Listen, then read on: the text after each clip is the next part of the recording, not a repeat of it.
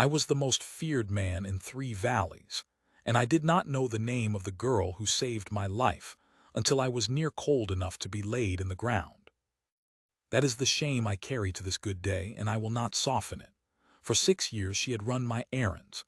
6 years her feet had carried my letters and my orders and my medicines up and down the long spine of Harrowmoor, through gorse and bracken and the wet dark, and in all that time I had looked at her perhaps twice, and both times I had looked through her, the way a man looks through a window at the weather beyond.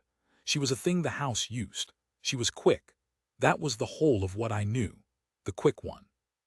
The errand girl, send her. Her name was Nell Caro. I would give a great deal now to have learned it in some ordinary way, over a kindness, across a hearth, in some small mercy freely done. Instead, I learned it lying in the flood with my own horse crushing the breath from my chest and the black water climbing my ribs, and her voice above the storm the last human sound I expected ever to hear. But I am ahead of myself, and this is a story that ought to be told from its cold beginning, so that you understand what she ran through, and what manner of man she ran to save. They called me the Iron Duke of Harrowmoor, and I had earned it, though not in the way the name suggests. There was no great battle in me, no famous cruelty. My iron was a quieter thing. It was the iron of a man who had shut every door in himself and walked away down the corridor and never once looked back to see whether anything still lived in those rooms. I was 39 that autumn, and I had been shut for 11 years, since the day they carried my brother's body up from the River Row. Tobias was 2 years younger than I and worth 10 of me, and he drowned in the spring flood the year he turned 26, pulling a shepherd's boy out of the current below Fair End Bridge. He got the boy to the bank. He did not get himself. I was in London being fitted for a coat when it happened. I have never worn that coat. I could not tell you where it is. After that I hated the river as a man hates a thing that is taken from him and cannot be made to answer for it. I hated its patience and its brown swelling and the way the whole valley bent toward it. When the autumn rains came and the Row rose against its banks, the household learned to keep clear of me, for I would stand at the long windows of the west gallery and watch the water climb, and my face would go to stone, and no soul at Harrowmoor was fool enough to speak to me then. So you see the house I kept, cold hearths in warm rooms, a master who dined alone and rode alone and grieved alone and called it strength. My tenants respected me because I was just, my servants feared me because I was silent, and no one in 11 years had loved me because I had made loving me a labor no one was paid enough to attempt. Into that house, 6 years before the flood I am telling you of, had come a thin girl of 17 with mud to the knee and a message already 3 miles run. I did not see her arrive, of course. Such things happened below me, in the great machine of the household that I never troubled to watch turn. But I have since had the whole of it from Mrs. Ballard, my housekeeper, who told it as a story against the girl, and did not understand that she was telling it as a story against herself. Nell Caro was an orphan of the parish, raised on the charity of the Caldwell workhouse 2 valleys over, and she came to Harrowmoor because the steward wanted a runner and would pay a runner less than he would pay a groom. She could not read. She could not write. She could not sew a fine seam or dress a lady's hair or do any of the 100 things that might have lifted her above the scullery. But she could run. God, in his strange economy, had given the girl nothing at all but a pair of legs and a will, and she had made of those 2 poor gifts the only thing she had to sell. And she could run. I want you to understand this plainly, because the whole of what follows turns upon it. Nell Caro could run the 11 miles of bad ground between Harrowmoor Hall and the doctor's door at Caldwell, in a time that a mounted man could not better, because a mounted man must keep to the lanes, and the lanes went the long way round, down through the water meadows and over Fair End Bridge and up the far dale, while Nell went over, up the shepherd's paths onto the high back of the moor, along the drover's track that no wheel had ever crossed, and down the steep far side into Caldwell like a stone dropped off a wall. She knew every path on that moor the way you know the way from your bed to your door in the dark. She had learned them with her own feet, one cold errand at a time, for 6 years. The household used her without ever seeing her. A letter for the doctor, send the girl. Medicine wanted from Caldwell before nightfall, send the girl. A word to the far farms that the Duke would ride the boundary Thursday, send the girl. She was quicker than a horse over the tops and cheaper than a horse always, and so she ran, and the house forgot she was a person at all and remembered only that she was fast. I will tell you the one time before the flood that I truly looked at her, because I have turned it over many times since, and it shames me more than my silence did. It was a market day the autumn before, and I had ridden into the village on some business of the estate, and there was a crowd about the green, and among them my cousin's wife, Lady Vaughan, who was stopping at Harrowmoor that season, and made the great house louder and colder both at once. Lady Vaughan was the sort of handsome, high-colored woman who believed that the world had been arranged for her convenience, and was forever finding it out of order. She had sent Nell running that morning for some trifle, a length of ribbon, I think, from the mercer at Caldwell, 11 miles gone and 11 miles back for a length of ribbon, and Nell came up to the green with the ribbon in her hand and her breath still short, and knelt to offer it, and Lady Vaughan looked at the ribbon and said it was the wrong shade, and let it fall in the mud. "Fetch the other," she said, "and be quicker, you've kept me the whole morning." Nell picked the ribbon out of the mud. She did not argue, there was no arguing to be had. But she rose, and for one moment, one single moment, she lifted her eyes, and they went past Lady Vaughan and found me, sitting my horse at the edge of the green, watching. I want to be honest about what was in that look, because I have had years to be dishonest about it, and I am done with that. There was no plea in it. She was not asking me to intervene. She had lived 17 years in the charity of hard people, and she knew better than to ask a duke for mercy. What was in her look was something worse than a plea. It was a plain, level, unsurprised recognition. The look of a person who has understood exactly how little she is worth to the great, and is merely, for one instant, confirming that the great man on the fine horse would be no different from the rest. And I was no different from the rest. I said nothing. I turned my horse and rode on. I told myself it was not my quarrel, that a duke does not meddle in the errands of his cousin's wife, that the girl was well used to it. All true, all cowardice.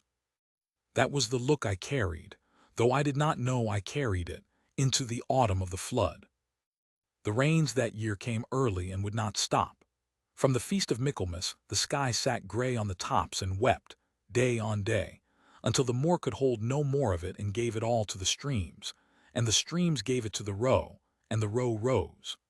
I stood at the west gallery windows and watched it come up against the willows in the low meadows, and my face went a stone as it always did, and Mrs. Ballard kept the maids clear of that end of the house.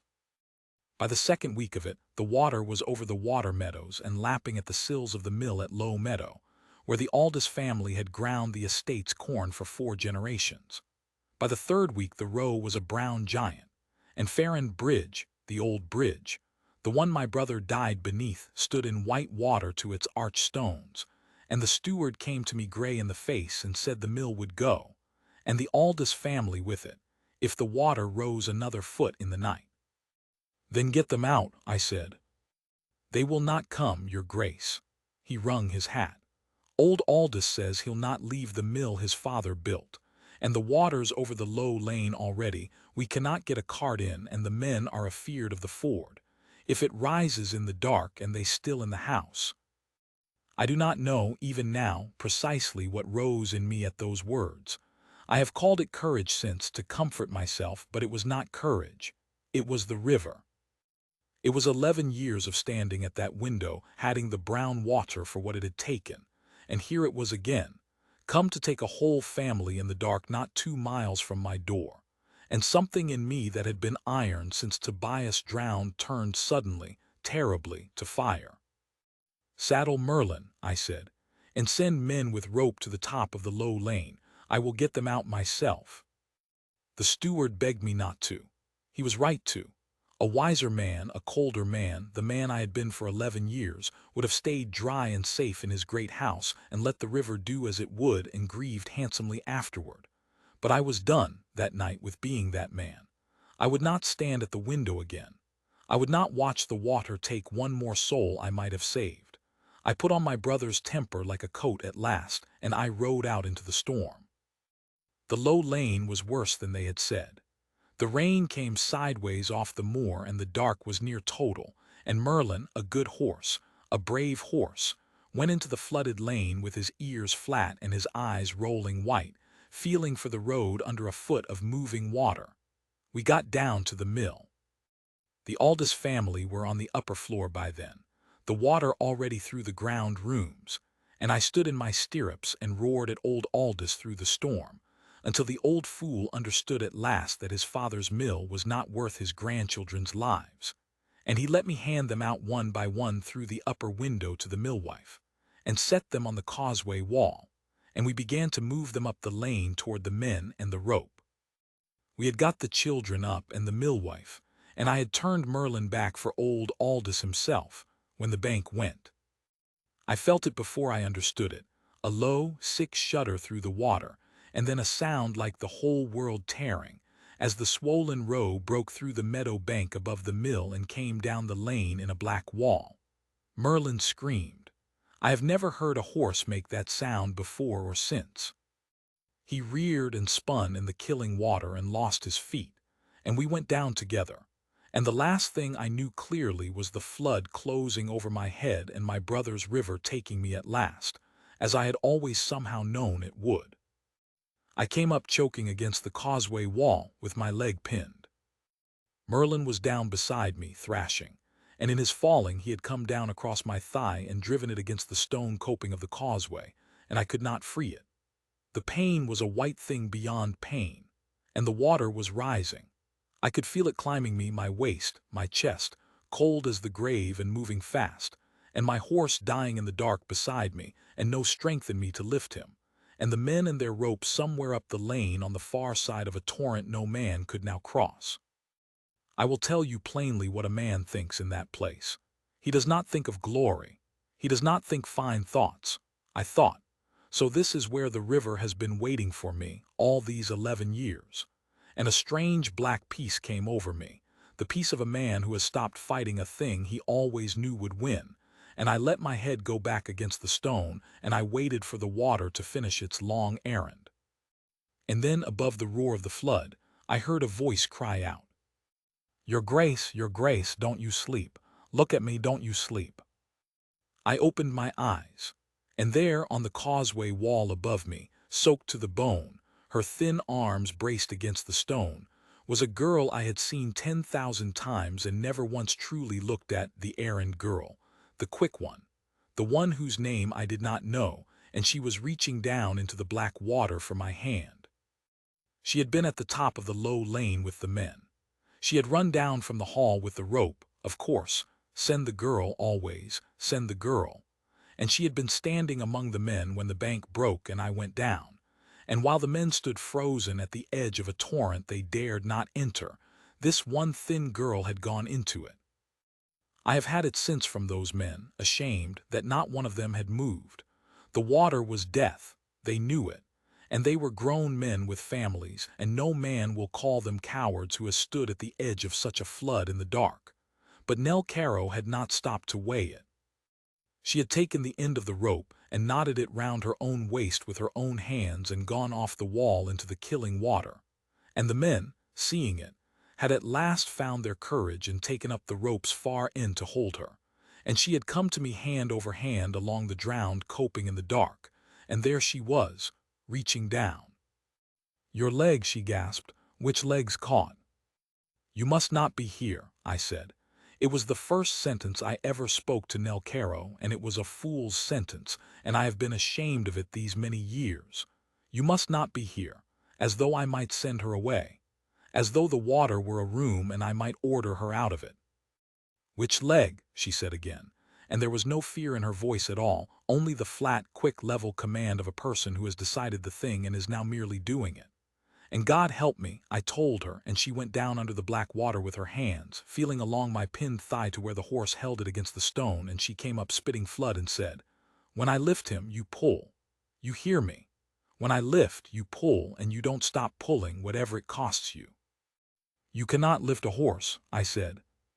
"I'm not lifting the horse," she said. "I'm lifting his shoulder off the stone the half of an inch you need. Now be ready and pull." I have thought about how she knew that. How a workhouse orphan who could not read her own name understood in the black water in the dark exactly the mechanics of a pinned limb and a fallen weight. That you do not lift the whole beast, you only break the pinch. I think she knew it the way she knew the Moor. With her body, one hard lesson at a time, a lifetime of small survivals teaching her the exact shape of what a thin, strong person can and cannot do. She had never had strength to waste. She had learned to spend it to the last drop, precisely where it would tell. She braced her feet against the sunk causeway and got her shoulder under the dying horse's shoulder, and she heaved with everything that was in her. Everything, all of it, that whole small ferocious body given over at once, and Merlin's weight shifted the half of an inch, and I pulled, and the pain went past white into a black roaring nothing, and my leg came free. I remember very little of the getting out. I remember her hands knotting the rope under my arms. I remember her voice close to my ear over the roar. "They've got us. They've got us both. Just hold, your grace, just hold to me and let them pull," and the men on the wall hauling, and the causeway coping tearing at me, and the black water fighting for us the whole way and losing, at last, losing, as we came up out of it onto the stone into the rain and the lamplight and the shouting. Old Aldous, I should say, they got out too, moments after, when the men could reach the mill from the high side. The mill went in the night. Not a soul was lost. Not one. The river that had taken my brother and had waited 11 years for me went home empty-handed, and it did so because a girl whose name I did not know knotted a rope round her own waist and went into it after a man who had never once looked at her. I did not know any of that yet, of course, lying on the causeway with my ruined leg. I knew only that I was alive, and cold past feeling, and that a thin-soaked girl was kneeling over me stripping off her own sodden shawl to press against the place on my thigh where the stone had opened me, her hands red-brown with my blood and the flood water both, and calling to the men to make a hurdle to carry me, and telling me, over and over in that flat, quick voice, not to sleep. "What is your name?" I asked her. My teeth were knocking so I could scarce shape the words. "Girl, what is your name?"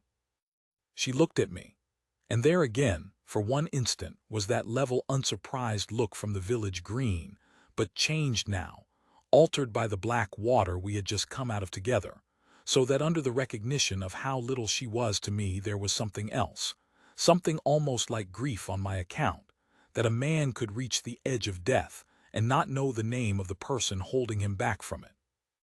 "Nell, your grace," she said. "Nell Caro. Now hush and don't you sleep, for the doctor's 11 mile off and someone's got to fetch him, and it looks as though it'll have to be me." And she was gone. I want you to understand what she did next, because it is the truest thing I know about her, and it is the thing the great house never saw and never valued.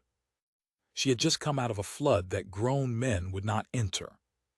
She had lifted a horse off my leg with her own body and hauled me out of the water and stopped my bleeding with her own shawl. Any soul alive would have said she had done enough, more than her whole station on this earth had ever asked of her. She was soaked to the bone in a killing autumn night, and the causeway was safe now, and she might have sat down by the lamp and let the men manage the rest. Instead she got up, on legs that must have been water under her, and she looked at Errand Bridge, the only crossing for a mounted man, standing in white water to its arched stones, uncrossable, the lanes to Caldwell drowned the long way round. And she understood, faster than any of us, the plain arithmetic of it, that a horse could not reach the doctor tonight, because every low road was under the flood, and that a man on foot would take half the night by the drowned lanes, and that I would very likely be dead of the cold and the bleeding by the time any doctor came the low way round.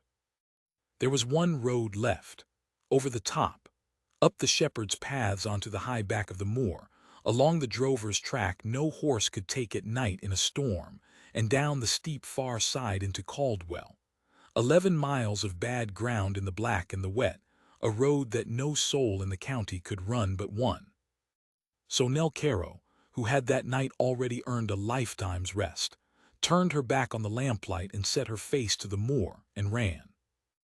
I have pieced together that run in the years since, from the shepherds whose paths she took, from a drover who saw her pass, from the doctor who opened his door to her, and most of all from the little she would ever say of it herself, which was almost nothing, for she never thought it any great matter. I will set it down as near as I can, because I think it is the finest thing that any soul at Harrowmoor ever did, and because no one but me will ever trouble to tell it. She went up the low lane and off the road onto the sheep paths in a dark so total that no torch could have helped her. A torch would only have blinded her to the little she could feel of the ground. She ran the paths by feel and by memory, 6 years of errands written into her feet, and the rain came off the moor in sheets, and the little becks that were dry in summer were roaring white in the dark, and she leapt them or waded them and ran on. Old Barrow, the shepherd on the near tops, woke to his dog barking and looked out, and saw a figure go past his fold at a dead run, low against the storm, and crossed himself, for he took it for a boggart or a lost soul, and it was only Nell. She went up onto the high drover's track where the wind had nothing to break it, and there, she told me this once, the only detail she ever gave, there she nearly stopped. Not from the cold, though she was past cold, not from her legs, though they had nothing left. She nearly stopped because up on the bare top in the black storm, a great fear came on her that she had lost the way, that she was running in a circle in the dark, that I would die because she had turned wrong on the moor she thought she knew. And she stood one moment in the screaming wind with her heart going like a bird's and no landmark anywhere in the world. And then she said, the wind shifted and she smelled peat smoke. Just for an instant. A drover's fire banked for the night in the lee of the old cross dike, the one landmark on all that empty top, and she knew by the smoke exactly where she stood, and she turned to it and found the dike with her hands and set her line by it and ran on, down at last off the top and onto the steep far side, dropping toward the lights of Caldwell in the valley below like that stone dropped off a wall. She reached Dr. Pell's door. I have this from the doctor himself, a little before 2 in the morning, having run the 11 miles of the worst ground in the county, at night, in a flood, after already near drowning to save my life. She could not, the doctor said, speak at first. She stood in his doorway soaked and steaming and shaking, and when he took her by the shoulders thinking her mad or dying, she got out 3 words before her legs went from under her at last. The Duke of Errand, bleeding. Then she fainted on Dr. Pell's step, and he carried her in and put her by his fire, and roused his man, and took horse himself, the low way, the long way, for even the doctor could not run the tops, and came round by the drowned lanes as fast as ever he could, and reached the causeway at Errand near dawn, and found me alive. Alive, because a girl had smelled peat smoke on a moor in the dark. I will not pretend the mending was quick or handsome. The leg was badly broke and worse torn, and there were weeks I lay in a fever and thought I should lose it, and long slow months after when I learned to walk again with a stick, and I limp to this day and shall to my grave. But I lived. Dr. Pell said in his blunt way that had he come the low way round without warning, had no one fetched him till morning, he would have come to a corpse. The warning was Nell. The whole of the warning, every mile of it, was Nell. And here I come to the part of the story that shames my house the most, and that I have never forgiven the great, and least of all myself. For a fortnight, as I lay in my fever, no one told me who had saved me. When I was clear enough to ask, they told me the doctor had come in time, and that men had pulled me from the water, and it was all managed very handsomely, and I was not to trouble myself. And when I pressed, when I said I remembered a girl in the flood, a girl who had gone into the water and lifted the horse, a girl who had run for the doctor, Mrs. Ballard, my housekeeper, pursed her lips and said, That was only the errand girl, your grace. The Carrow girl. It was nothing that need concern you. She's back to her work. Only the errand girl. It was nothing. She's back to her work. I lay in my great bed and I understood slowly, through the fog of the fever, what my house had done. Nell Carrow had gone into a flood that grown men fled, and lifted a horse off my leg with her body, and stopped my bleeding, and then, soaked and spent and half dead, run 11 miles over the night more to save my life. And my household had received her back from that with a dry word and a scrubbing brush, and set her again to running ribbons for Lady Vaughan. No one had thanked her. No one had rested her. No one had thought her deed any more remarkable than a good dog fetching a stick, for she was the errand girl, and errands were her use, and she had merely done a large errand instead of a small one.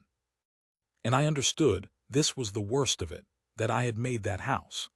11 years I had frozen every hearth in it, and taught it that some souls counted and most did not, and now it had run true to its master's cold and near, let the truest heart under my roof pass back unthanked into the dark.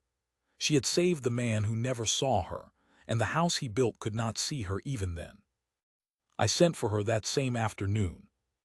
They did not want to send. Mrs. Ballard came herself to say the girl was out on an errand. Of course she was. They had sent her to Caldwell not 4 days after she had run there for my life.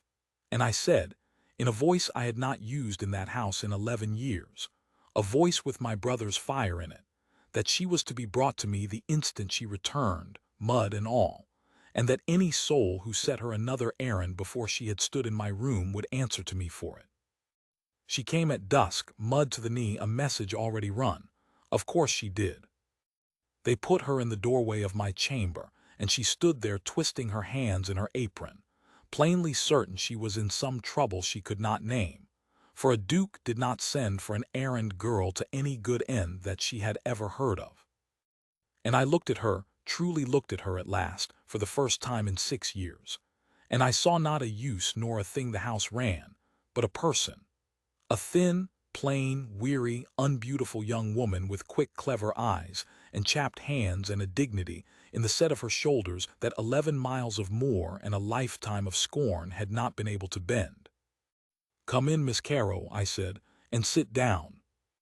I do not think she had been asked to sit in the presence of a great person one time in her whole life. She did not know how to do it. She perched on the very edge of the chair as though it might be taken from under her, and she said, "Have I done something wrong, your grace?" "No," I said. My voice was not steady. I, the Iron Duke, could not keep my voice steady before a workhouse girl in a muddy apron. "No, Miss Carrow, you have done everything right. You have done what no one else in this county would do. You went into the flood after me when grown men would not. You lifted my horse off my leg. You stopped my bleeding with your own shawl off your own back. And then you ran 11 miles over the night moor in a storm to save my life, and you fainted on the doctor's step when it was done, and you have been thanked for it by no one. Not one soul. Not even I stopped. I had to stop. I did not even know your name," I said. "You saved my life and I did not know your name. Nell, I am ashamed to my very bones." She stared at me. I do not think anyone had ever apologized to Nell Carrow before in the whole of her hard life, and she plainly did not know what to do with it, any more than she had known how to sit in a chair. "It was only what anyone would do," she said at last. "No," I said, "it was what no one else did. That is the whole of it, Nell. I have had it from the men on the causeway. Every one of them stood at the water's edge and could not make himself go in. Good men, brave men, and none of them went in. You went in. You did not even stop to weigh it. Why?" She was quiet a long while, and then she said something I have carried in my heart from that hour to this. "Because you were drowning, your grace," she said simply, "and I was quick and there wasn't anybody else. That's all it ever is, isn't it? There's a thing wants doing and you're the one that's there and you're the one that's quick, so you do it." She looked down at her chapped hands. "I've been the one that's there and the one that's quick my whole life. It's the only thing I've ever been any use for. I wasn't going to stop being it just because it was hard the once. The only thing I've ever been any use for." Reader, I have known scholars and statesmen and famous wits. I have sat at tables with men who had read every book, and I have never in my life heard a truer or a braver thing said than that plain sentence from an unlettered girl who thought so little of herself that she took her own unbought courage for mere usefulness, the way a beast of burden might. Nell, I said, listen to me, for I am going to change your life, and I want you to hear it plainly. You will run no more errands, not one, not ever again. From this hour you are no servant of this house. Her face went white. Of course she thought that I was turning her off, casting her out of the only place she had. She rose from the chair. Your Grace, I've nowhere. Sit down, I said gently. You misunderstand me. I am not casting you out. I am lifting you up. You will have a room in the house, a good room above stairs. You will be taught your letters if you wish them, and anything else you have a mind to learn. You will be under my protection and my care for as long as you live, and no soul at Harrowmoor will ever again send you into the mud or the rain against your will. You gave me my life. I mean to spend the rest of it seeing that yours is, at long last, a good one. She wept then. Not prettily, Nell never did anything prettily, but with great racking silent sobs, her face in her chapped hands, the whole of a lifetime's held back grief coming out of her at once at the first kindness that had ever been shown her without a price.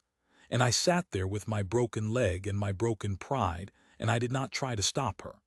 I had frozen every hearth in that house for 11 years. It was time one of them was let thaw. The house did not like it. I will not pretend the whole of Harrowmoor rejoiced to see the errand girl set above stairs. Mrs. Ballard sniffed for a month. The upper servants, who had their own cold pride of place, muttered that it was not fitting, that the girl could not read, that she did not know how to go on, that a duke did not raise a scullery runner to a lady's chamber and expect the county not to laugh. And the county, when it heard, and it heard quickly, for such things always travel, did laugh, or worse than laughed. Lady Vaughan, my cousin's wife, still stopping at Harrowmoor through my convalescence, was the loudest of them.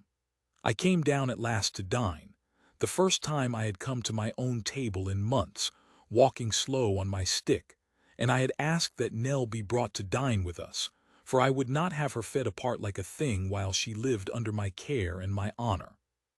And Lady Vaughan looked down the long table at the thin girl in her new plain gown, sitting straight-backed and terrified and determined among the silver, and she said, in a voice pitched to carry, "Really, Alaric, I understand one must reward a faithful servant, a purse perhaps, a cottage, but to seat her at your own board in her betters' company, surely you see how it looks.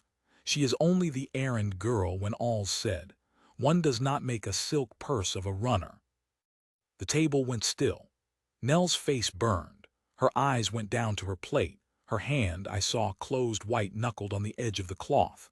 And I saw again, as clear as if I stood once more on that muddy village green, the ribbon falling into the mud, and this same woman's voice saying, "Fetch the other, and be quicker."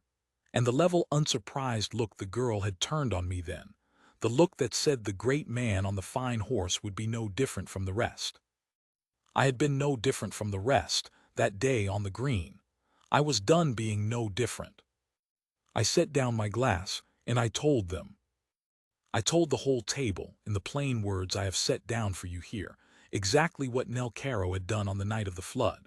The bank breaking, and the horse down across my leg, and the water climbing my chest, and the men frozen at the water's edge.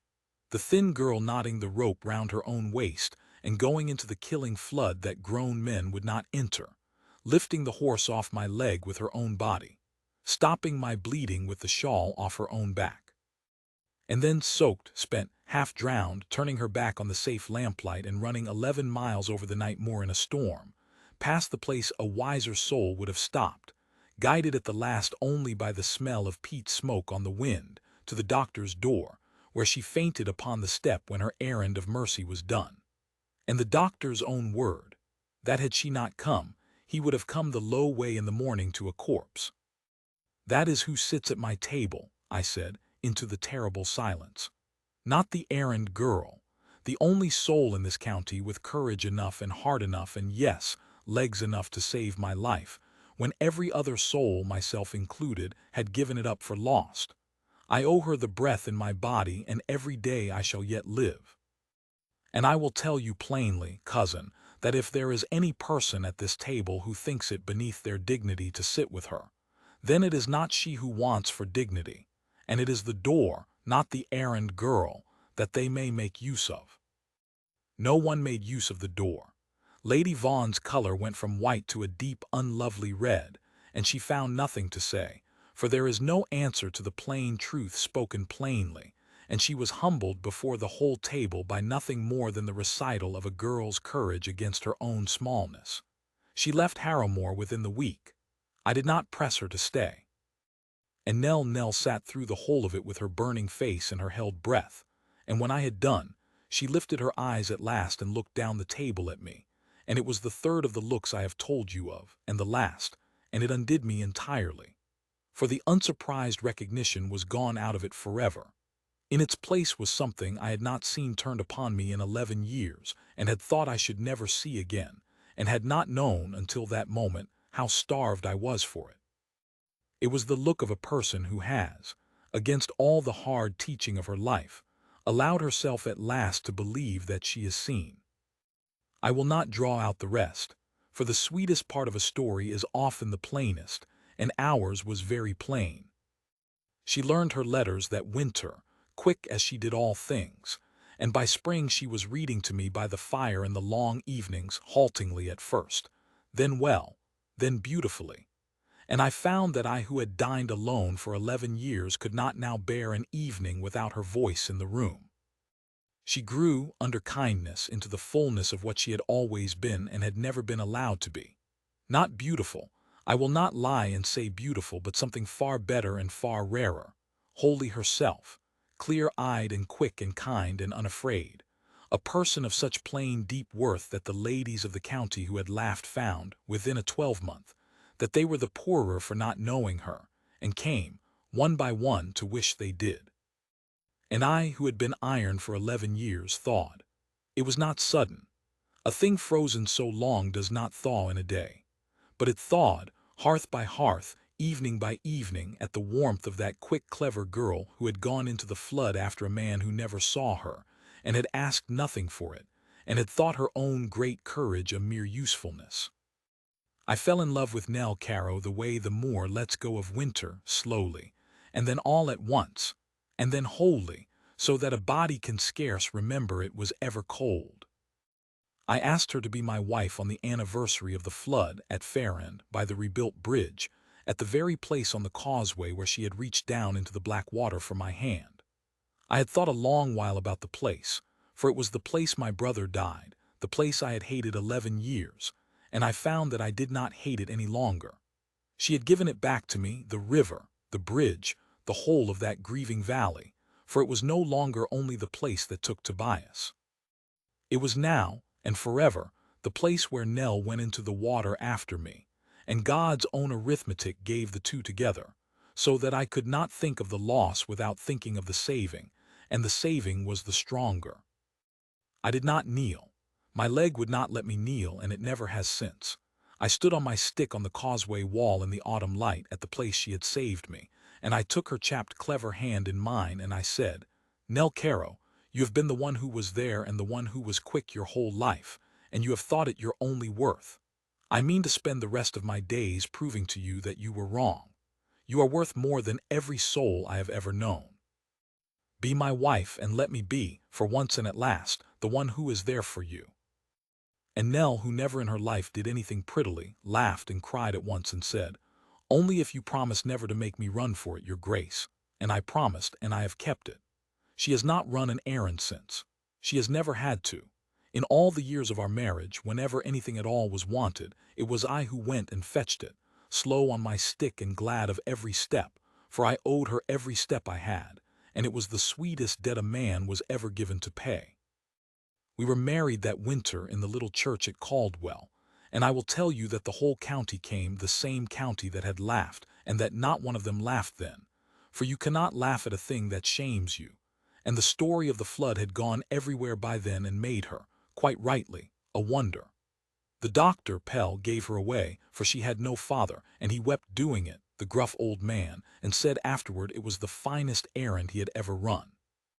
She is beside me now as I write this, an old woman, still quick in her clever eyes though the moor is long past her legs, and she has just asked me what I am at, scratching so long by the fire, and I have told her I am writing down the true story of the flood so that someone someday will know it. And she has said, in the flat plain voice I have loved these 40 years, there's no story in it. There was a thing wanted doing and I was quick and there wasn't anybody else. That's all it ever was. That is all it ever was, she says. A girl who was quick and a thing that wanted doing and no one else to do it. Reader, I have lived a long life and I have learned one thing worth the telling, and it is this, that the great of the world will look straight through such a soul 10,000 times and call her only the errand girl, and that the whole worth of a man may come down in the end to a single black night, and whether, when he is drowning, there is one quick heart alive who will not weigh the cost, but only knot the rope and go in. There was for me, her name was Nell. And I thank God on my knees, or would, if the leg she saved would let me kneel, that I lived long enough and thought enough and grew man enough at the last to learn it.